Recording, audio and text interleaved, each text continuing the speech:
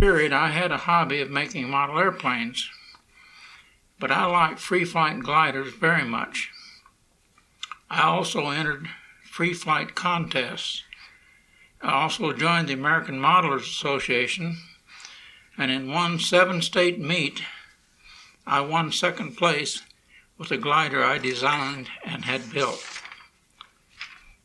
About this period in my life, I could see looks like World War II was coming. I told my wife I needed to go to school and learn a trade and learn more about airplanes. I entered the National School of Aeronautics, and when I graduated, I went to work for North American Aviation in Kansas City, Kansas, and in 4 years, we made over 7,000 B-25 airplanes. The war ended when Japan was bombed. This closed our plant, and lots of workers were out of work. I sent my resume to the Atomic Energy Commission in Albuquerque, and I was hired, and I went to work in their precision shops. By this time, I was doing a lot of woodwork as a hobby, and a lot of figure carving. A man that saw my hobby work showed me a gun stock he had made from a Bishop semi-inletted stock. He asked me if I thought I could checker a stock. I told him I was interested but needed tools for checkering. I finally made some checkering tools that worked pretty well, but I thought surely someone made tools. I finally found a company in New York that had a catalog with gunsmith tools. My first stocks were made from Bishop semi-inletted blanks. Also, a man that I had never met had a lot of influence on me. His name was Harvey Rogers. His shop was in Albuquerque above a sporting goods store. The store manager said Harvey was in very poor health, and I'm sorry to say that he passed away before I ever got to meet him. But I did get to see lots of his rifle stocks, even some shotgun stocks that he'd made, and I was very impressed. As time passed, I began looking at a lot of rifles and shotguns and always noticed the engraving. The store manager told me that a gun engraver had just moved to Albuquerque, and his name was Bob Bresnahan. I finally got to meet him, and I showed him my work on gun stocks. He was very impressed. I became very interested in engraving, and he offered to help me to get started. I worked with him for about 3 years.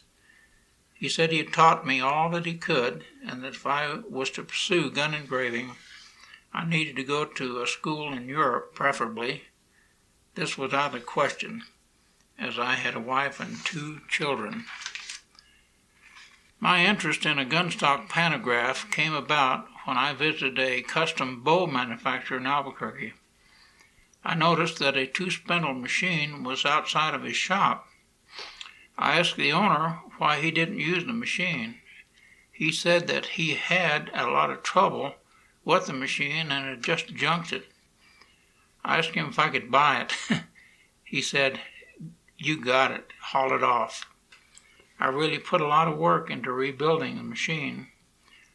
This also caused me to become interested in making a new design machine, and I made a little quarter-scale model out of wood, and this led to making a full-scale model out of wood.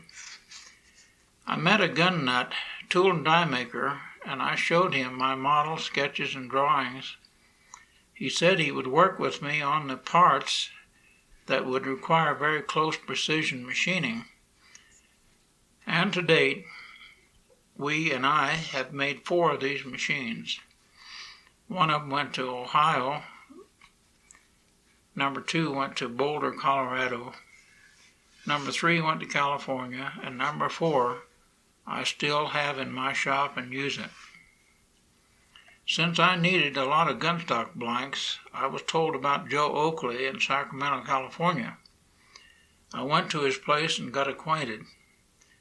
I took some of my work along to show him, and he was very kind. he let me select about 35 blanks. I asked him what I owed him, and he said, "Make me a rifle."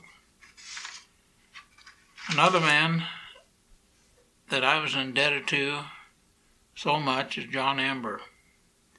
This started when a man I knew in our mountain area, Dick Hicks, was making some beautiful muzzle-loaded rifles.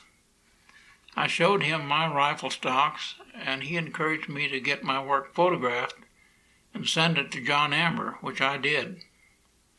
He was so kind to show my work in a lot of issues of the Gun Digest. He gave me the whole inside back cover of the 1959 issue, also pages 146 and 147 in the 1970 issue, and the whole inside back cover again on the 1971 Silver Anniversary edition. Also the 1972 edition, articles by Jack O'Connor. Also the 1975, pages 111, written up by John Amber. The 1976 Lightweight 270 issue, written by Jim Old. I'm so grateful to John Amber. Regarding my work in Monty Kennedy's book, Checkering Carving Gunstocks, the editor, John G. Samworth, called me, said he liked my work shown in the Gun Digest, said he was planning a second edition of Monty Kennedy's book, Checkering Carving Gunstocks, and that he would like to show my work in it. He sent me a 4x5 speed camera to photograph my work. Needless to say, I had to learn to use the camera first. The result of my work on rifle stocks got into Monty Kennedy's book, Checkering Carving Gunstocks, in this manner. I am also very grateful to the American Custom Gunmakers Guild, as I was selected to make rifle stocks number 3 for their number 3 rifle. For this honor, I am very grateful.